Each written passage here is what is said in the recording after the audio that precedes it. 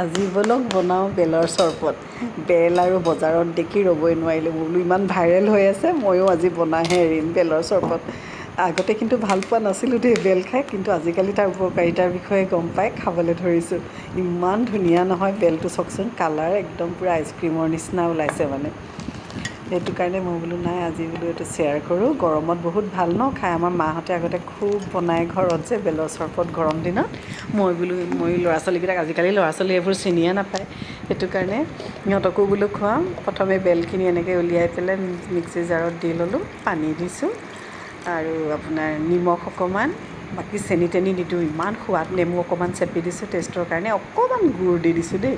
গুড়টো বাৰু অপশ্যনেল, নিদিলেও হয় যদি সোৱাদ বেছি থাকে। মই এনেই দি দিলোঁ গুড়টো, অকণমান কালাৰো ধুনীয়া আহিছে, কি ধুনীয়া কালাৰ চাওকচোন।